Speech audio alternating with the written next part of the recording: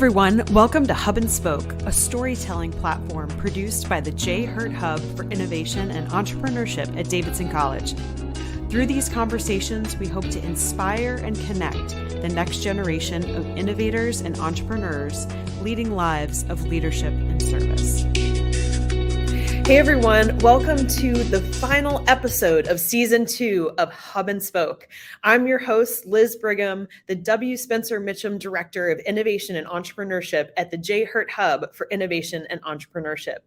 Today, we are so excited to welcome Whitney A. White, and she is the founder of Alfara Global, an innovation firm that guides startups, social enterprises, and corporate teams through the process of launching and scaling new products and services. Whitney is also the creator of Take Back Your Time, a coaching practice where she helps high achievers cut through the noise of the 1,000,001 things on their plates and get on a clear path to achieving the goals that matter to them most. Whitney began her career in management consulting with Bain & Company, where her work spanned go-to-market strategy, merger integration, and cost reduction projects across a myriad of industries. Whitney later led business expansion, supply chain, and logistics teams for multi-billion-dollar e-commerce company McMaster-Carr, prior to leading fulfillment operations on the Washington, D.C. launch team for Google Express. Outside her client work, Whitney is a proud mom and is passionate about contributing to startup ecosystems.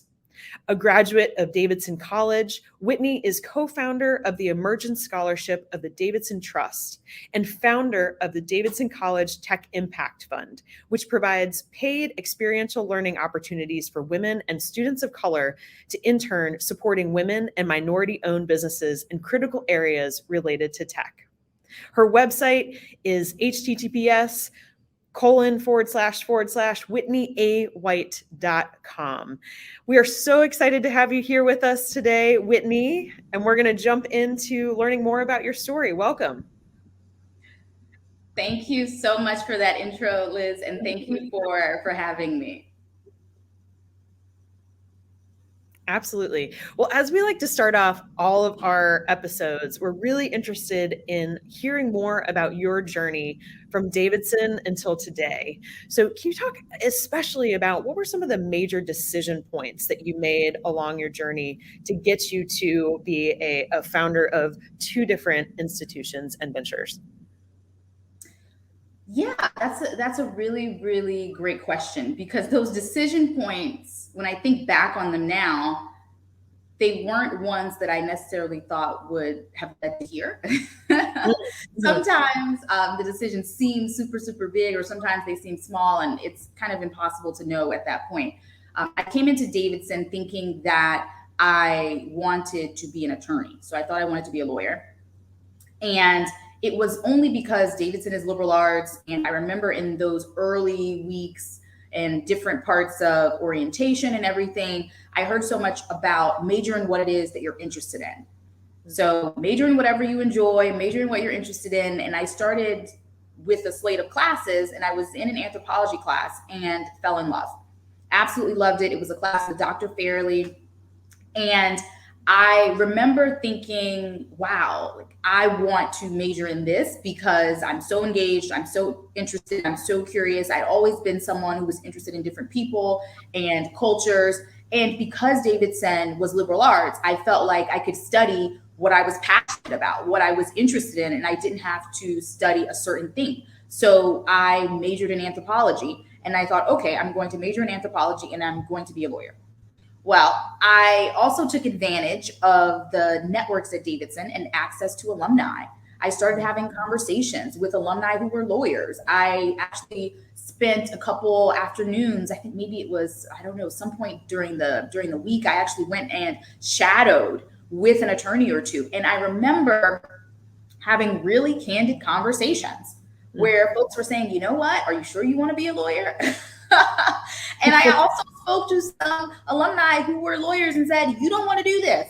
I'm not happy. I'm not enjoying this. You don't want to do this. And so, in any profession, there are going to be, folks who love it and folks who don't. And so, one of the things that's really valuable is being able to have those kinds of conversations and hear from real people about what's happening in their careers, what they do love, what they don't, so that you can understand, is it really a fit for you? So the more I did that type of research and I actually spoke to people, I realized I'm not sure I want to be a lawyer. I think I got that idea because I liked lawyers on TV. So then I started to have these summer experiences, which were fantastic. I had different internships over the course of the summer. I think my first internship was with Freedom Schools. So in Davidson, working with Freedom Schools, working with kids over the summer, and I had a really awesome experience there. My second internship was in New York City, and it was with Scholastic. So it was the Scholastic Children's Defense Fund Fellowship. And I actually got that internship also through a Davidson connection. I remember I heard about it being on campus at Davidson, and it was Bobby Vaught, our president at the time. His son-in-law worked at the Children's Defense Fund, and he mentioned it. And I remember becoming aware of this opportunity through Davidson, and then I applied online, et cetera, and ended up being able to spend the summer in New York and interning in publishing. But what was happening every summer, I was trying different things. I was trying to figure out what is it that I actually want to do after I graduate. And then I had one summer left and I interned in investment banking. And again, that was through various different Davidson mentors. I was a part of the Emerging Professionals group, which was led by Vincent Benjamin and Donnie Johnson, two Davidson alumni. I had amazing mentors, Tony Perez and Tiara Henderson, who gave me lots of exposure to investment banking. But honestly, by the time I got to my senior year, I wasn't really sure what I wanted to do. So if you are a senior and you're watching this and you're wondering what you're going to do next, I think you can relate in the sense that there's that pressure. There's that sense that you have to know everything, or you're a junior and you have to know it all and you have to have it all figured out. But honestly, I once again was supported by the Davidson Network, and that's how I even started out in management consulting, by having conversations with folks who were working in that space within Davidson, and being able to go within that Davidson community, get advice, and start my career at Bain. But what's really interesting is that I've had this kind of winding path, or at least it's interesting to me. It's been this crazy winding path, but at every step along the way, I've had support, and I've had people I could ask questions and talk to and share experiences, people could make introductions, all of these things.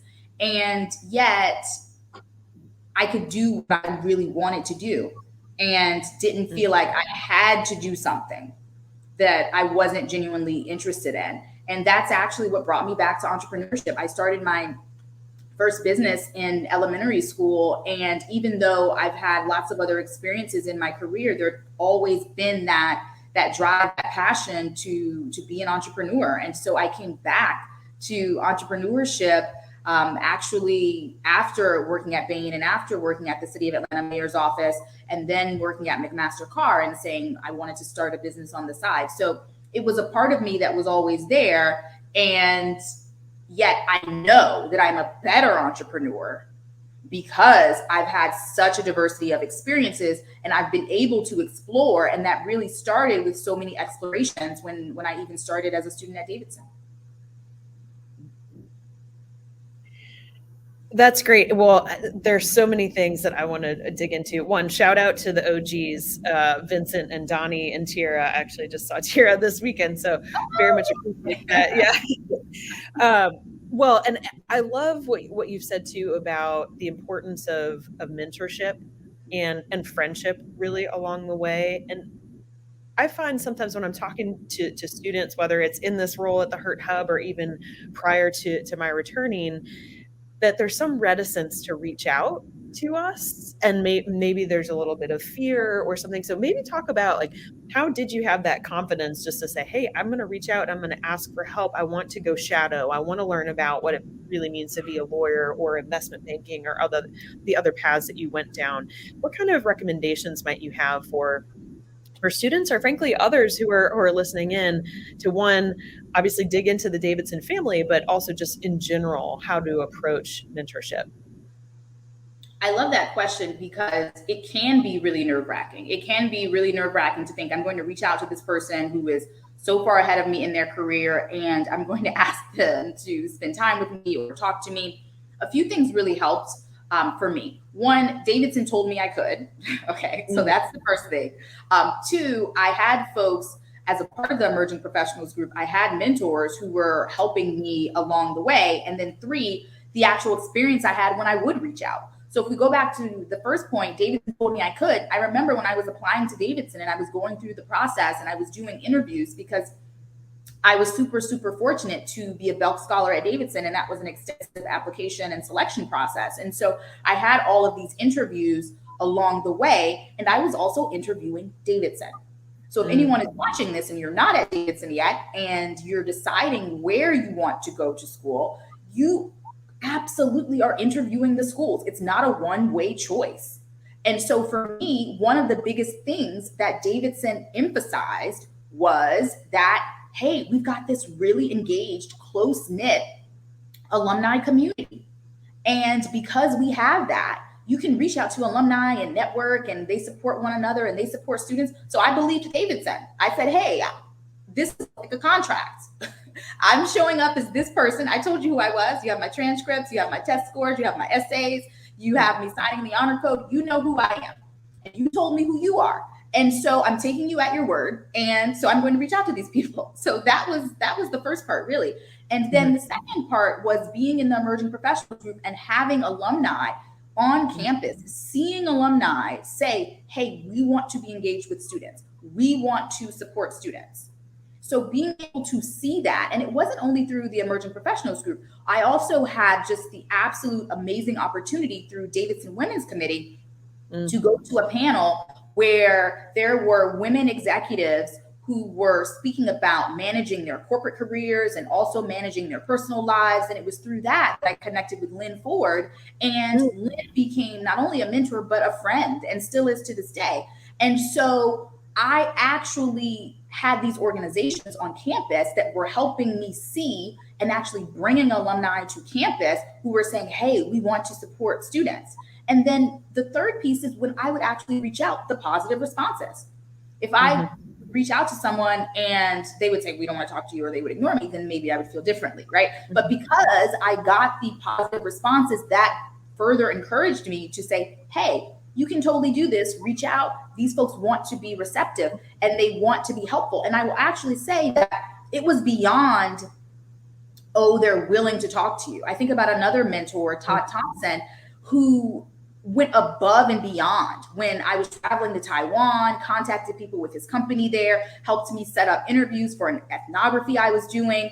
I mean, people genuinely enjoyed being helpful, and I could see that. And so I continued to leverage the community because I knew that they wanted to be supportive. I love that. And I just, every time trying to re-emphasize that part where you meant there's mutual joy and enjoyment and friendship, and it's not an imposition that you're reaching out to these individuals. There's so much about giving back, especially to a place that has given you so much, and being able to pay forward that relationship. I'm curious, so if we go, okay, so we're past Davidson, you're in Bain, presumably working a lot of hours, right? Working for a number of different types of clients. Then you think about, walk us through those next career decisions and places along the way. And then I want to hear that origin story of Afara Global. I think that guiding force from choosing anthropology carried through in so many ways. The decision of choose what you love, choose what you like, choose what you're interested in. And I don't even remember who said that during orientation, but it stuck with me. And because it worked out well, in one sense, I kept going with it. So I chose what I loved in anthropology. I did various internships over the summer, but I hadn't fallen in love yet to say this is what I absolutely want to do for a full-time job. And then I went to Bain because I really loved the problem solving and being able to work with companies and tackle like real world business problems that have a real impact. And also I loved the people. I absolutely loved working with the people, and I loved the culture and all of these things. And I would be remiss if I didn't say that, you know, again, I had alumni like Greg Wallace and Wilson McCrory, who were folks who introduced me to management consulting. And so once I was at Bain, I continued on that same type of path in terms of decision making. So it was my last project at Bain where I was on a merger integration. So it was a different type of project. It wasn't a pure strategy project. It was more of implementation. And I really enjoyed it. I loved getting more into the details of putting these two companies together, how their operations work, how you actually make the actual merger happen in terms of integrating all of these operational and functional areas of these two companies. And so that started me thinking, hey, I'm interested in operations. I'm interested in this area. And so there was an opportunity that was posted actually internally at Bain on our internal portal for folks who were going to do an externship in their third year. So I had finished, or I was about to finish my second year, about to be going into my third year. And I saw this posting for an externship with the City of Atlanta Mayor's Office. And it was doing the types of things that I loved about the project I was currently on. So I thought, oh, wow, I'll go and I'll do this externship for 6 months and this will be great. And yet, when I spoke to the team at the City of Atlanta Mayor's Office, I learned that they were actually trying to poach someone full time. So they kind of snuck the posting in as an externship, but they wanted someone full time. And that's the role I ended up going into. And I was working on a team in the mayor's office with the City of Atlanta that was the equivalent of a Bain case team in the mayor's office. And so there was a Bain partner who was on sabbatical to be the chief operating officer of the City of Atlanta. The person I was coming in and working most closely with was a former consultant at Bain. There were other Bain people. So it was this team of Bain folks within the City of Atlanta mayor's office.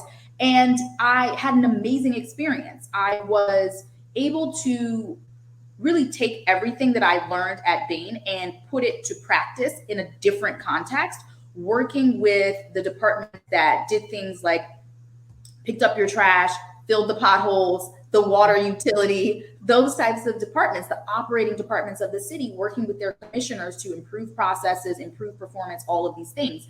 And I loved it. And I loved how fast paced it was. I mean, it was super fast paced. There was always something that needed to happen, always something that needed to be done. And it was real life in the sense that it wasn't theoretical, right? It was, hey, like this is a real thing. And the water utility, I mean, these are real things, right? Impact, everyday citizens around the clock. And I realized, wow, I'm getting just fulfilled doing this work. And it's so intellectually stimulating.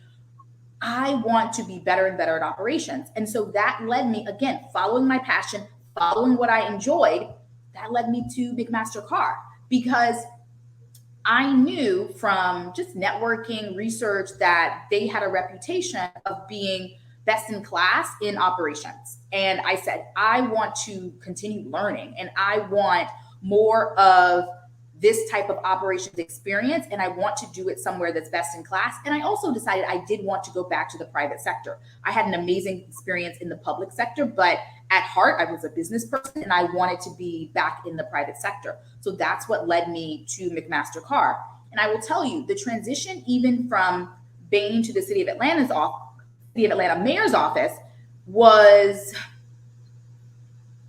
surprising in how much free time I had. So it was a demanding, high-paced, fast-paced type role, but I wasn't traveling like I had been with Bain. I wasn't working the same hours. And so I had so much more free time. And the same thing continued when I was at McMaster. And that really created space for me to start thinking more about getting back into entrepreneurship, about starting my own business. And so it was really in thinking about, hey, what's a need? What is a need that I can meet in terms of my skill set? And I actually started the business with a business partner and a fellow Davidson alum back then, Kwame Sam Pimpong. And to be able to say, hey, between the two of us, right, and our skill set, and we became co-founders, what is the need that we could fill? And that was the beginning of Afara Global. Mm-hmm. Well, you and I share the McMaster Carr background, so I always say they have a very interesting model insofar as taking liberal arts students, and they recruit a lot still at Davidson. I think there were at least 5 in my class alone that went straight to McMaster Carr. But I love this idea that you mentioned of going where the company is the best at something, or you really want to dig into that skill set. Because I think a lot of times what I've seen is people get really affixed on the name of the company, and you've worked for fantastic brands, right? Insofar as, if I affiliate myself with Google, Bain, etc., then I have that on my resume, and great, and that will open doors, rather than thinking about and I know you talk about outcomes, which we'll get to in a minute, but what outcome or what skill set am I ultimately trying to develop, and then who's the best at doing that? And sometimes that brand name company, obviously that will overlap, and there's a reason why they're so prodigious in what they do. But I think as well, there are opportunities for maybe not the name brand company to be the place where you can really hone that skill set. So I don't know if you could speak to that a little bit more, of like how many people really did know McMaster Carr outside of our the machine shop down the street or other things. Just maybe talk a little bit about I think it's such a great point, because it can absolutely be easy to go with the thing that you heard, right? The thing that you heard about, the thing that you heard is amazing. That's why I wanted to be a lawyer. We remember I saw it on TV and people have told me you make a great lawyer and all these things, right? And everybody meant well, right? And there's nothing wrong with being a lawyer, but it wasn't for me. And so what I would say to folks who are thinking, do I go with the brand name, or do I go with building my skill set? In some ways, you have to come back to asking yourself the question of what's going to benefit you most long-term. Sometimes that could be the brand name. Sometimes that could be going with the skill set. And for me in particular, I'd already worked at Bain. So I already had the brand name of Bain. And to this day, that still is something that stands out to people in terms of my work experience, my pedigree, and it matters. I'm not going to pretend it doesn't matter. Right. At the same time, you can give someone a gift in a beautiful, and with the beautiful Tiffany blue ribbon and in the Tiffany blue box, and it's gorgeous. And if they open it, right, and it's the ring from the Cracker Jack box, right? It's like that cute ring that you get as a kid that's at the bottom of the box of snacks. They're not going to have the same reaction or treat that or interact with that in the same way as if it were actually a ring from Tiffany. And so you can have the pedigree, but if you don't have the skill set, you're still not going to get the outcomes in terms of your career. So I would say, if you feel like, hey, I'm set, like I'm really strong at this, I feel really good about what I know, and I can take that and be at a brand that's going to give me that extra mile, sure, go for it. Yes. If you are saying, you know what, I want to learn in this area and grow. And honestly, even coming from Bain, I had not worked heavily in operations. That was not a practice area where I'd spent time. I had done high level, and I'm saying I'm working with commissioners. So I'm doing very senior level advisory at the City of Atlanta Mayor's office. I did not manage an operation. And so frankly, I had the humility to recognize what I knew and what I did not know. And because I recognized what I did not know and I wanted to learn it, then I would go to a place like McMaster, where most people have never heard of it. And most people never will hear of it. Right. But where I knew I was going to get the skill set that I wanted. So that is personally how I've approached it, because yes, the brand name and the pedigree and those things can make a difference. But I know at the end of the day, I'm the product. And I want to know exactly what I'm talking about. And I want to be able to move in spaces and have the confidence of what it is that I know. Yeah. I love that. I love that balance and having enough self, introspection and self-reflection of where you are and what you need in that moment, and then not being afraid of taking that leap. So let's go there. So let's talk about Afar Global. What, walk me through the decision process. Obviously, you had that extra time and extra space to dream and to think, but what was that spark that said, oh, I'm ready to go, I'm ready to launch? Yeah.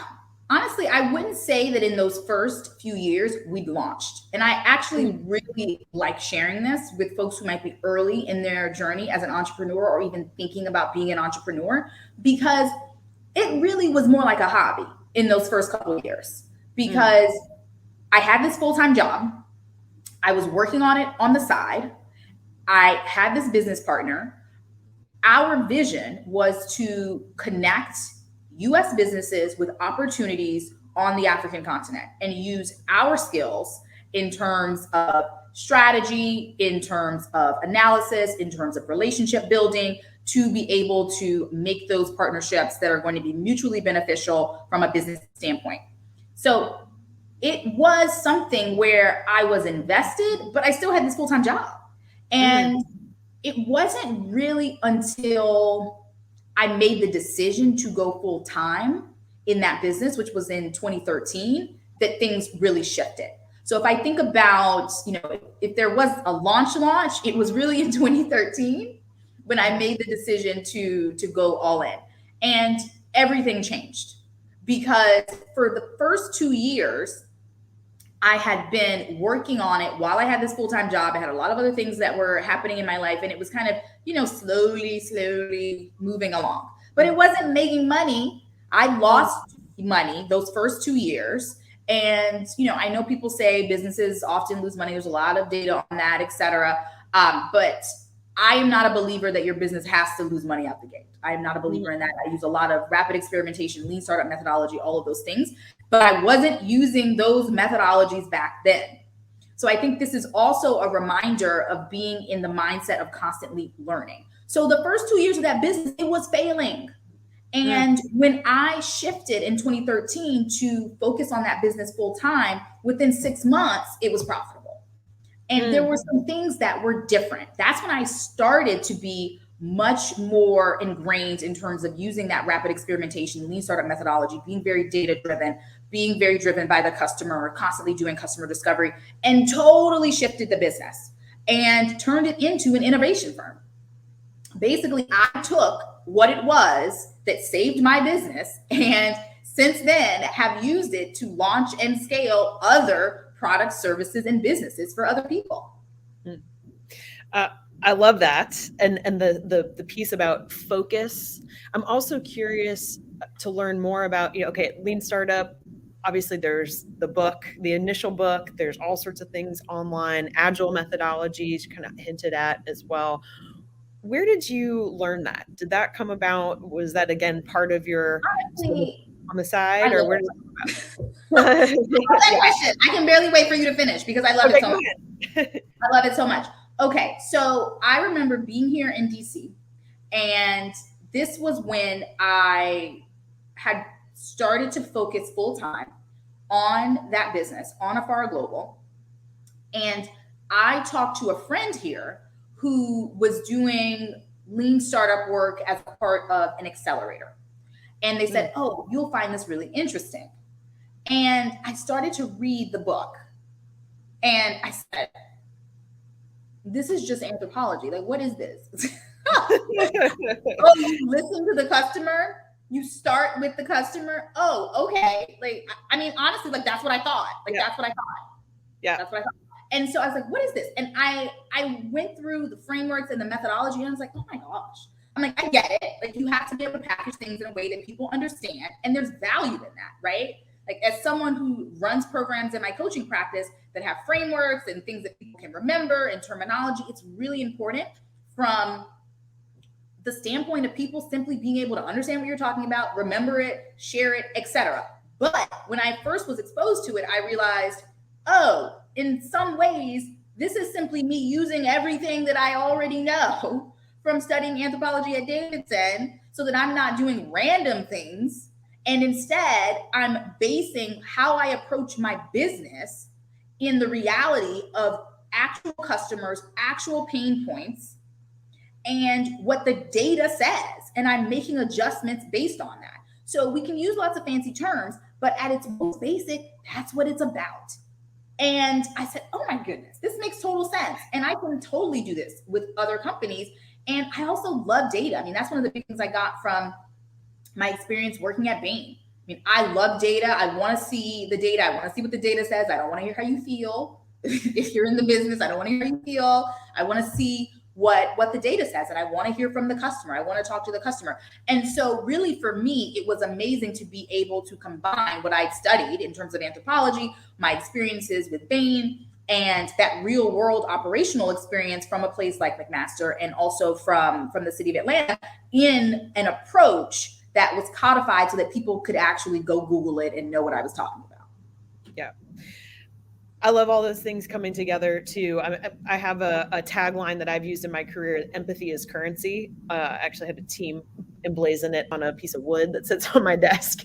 But to think about, like, that's the basic thing. And I think reflecting back on my English major here at Davidson, what did I do? I read a lot of stories to understand how characters are motivated and how they're incentivized to move in one direction or another, but to think deeply about putting that customer first. If we had $1, I think, for every time somebody had this wonderful, ingenious product, it was like, oh, well, go and find me a market for it now. You're like, oh, this is not how this works. You gotta flip that script.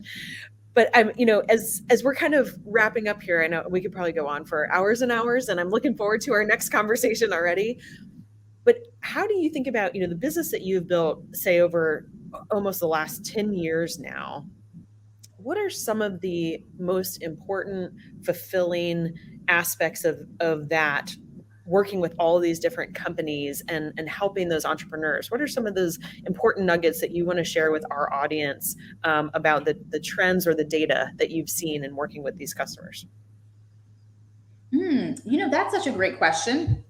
And it has been 10 years. It's been 11, which is crazy, because we started Afara Global back in 2011.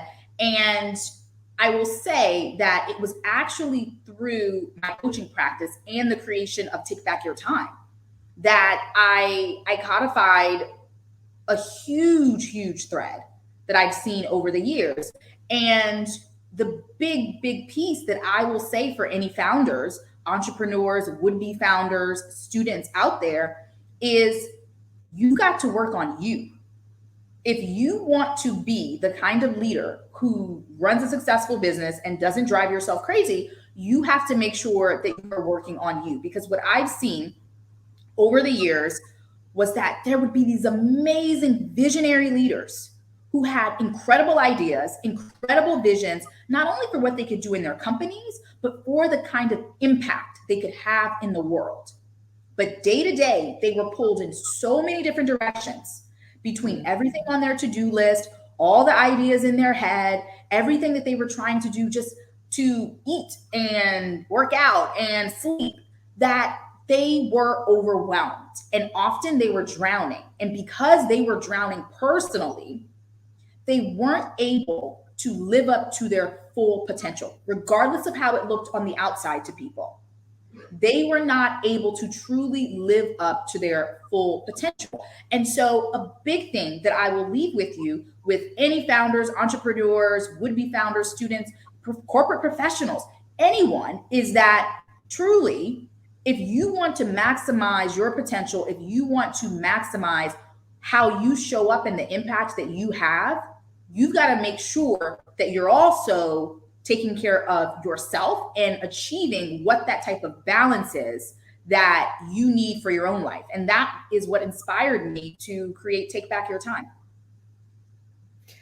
I think that's so well said. And I love that you've codified it in this practice and support and giving back to not only entrepreneurs, but other successful executives and other things. And that I feel like, especially with the Davidson crowd, we have a lot of perfectionism, type A, all of those things where we're kind of running to the next, how do I get to the next bar and the next thing and so on and so forth. And we think about that achievement culture without thinking like how do we personally achieve our own balance or our own agency to make those decisions. I didn't figure that out. I think I'm still working on it, right, for until I probably had kids. And looking back on it, I really hope that everybody listening takes what you said to heart. I would love to close out our conversation today just with a shout out as well, and thank you to developing the Tech Impact Fund. And as many of you all know, the Gig Hub program here at the Hurt Hub is a cornerstone to what we do in providing experiential learning opportunities for students to learn how to be consultants and then work with startups and small businesses in all sorts of different capacities, marketing, data and analytics, to bring that, to provide that extra capacity as they grow their businesses. But could you speak a little bit to the impetus for you starting the Tech Impact Fund, particularly supporting underrepresented founders and then women and other people of color who are looking to develop their skills and get into the startup scene? Yeah, it was something where, to even touch on what you mentioned earlier about how alumni are happy to engage with students because they want to give back to a community that has given so much to them.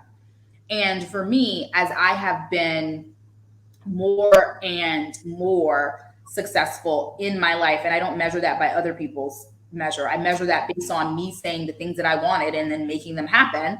I have felt more and more fortunate that I've had support and I've had opportunities and I've had doors that have opened for me. And I'm very aware of the impact that Davidson has had all along the way.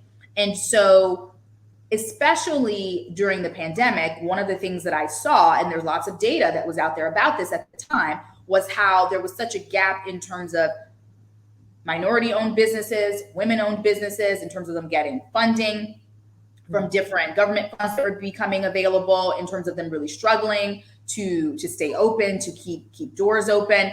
And at the same time, I knew the value of hands-on experiential learning for students. And so I thought there was an opportunity to be able to have Davidson students actually work with these types of businesses who needed support, who needed that type of expertise that a Davidson student might have in something like social media or marketing or web development. And at the same time, that the students would benefit so much from getting that type of experience they could put on their resume that could inspire them to pursue a certain career. And so I was super, super fortunate, frankly, that you, Liz, and your team, that you guys were so open to collaborating, to partnering, to being able to bring this to life. Mm-hmm. Well, we're so thankful. I was just looking at the data actually last night, and over the last year, we have supported 21 businesses that have underrepresented founders, and then there are 22 students who have worked on those 21 gigs, and they just continue to grow. That's so great. So wonderful. We continue, because of your leadership in this, we continue to attract funding from state and local governments, as well as other individuals and Davidson alums. So we're just so grateful for you. You have made my day. You've made my day. I'm so excited to hear that. Yes, absolutely. Well, thank you so much. I can't wait to meet you in person, Whitney. I know when we're, the next time I'm in Washington, D.C. or Rome or wherever you happen to be. Exactly. You have to catch me in Europe. Paris, Cannes, whatever it is. Anyway, it's been a wonderful discussion today. And thank you so much for your time and everything that you do to support Davidson and our community. Thank you for having me, Liz.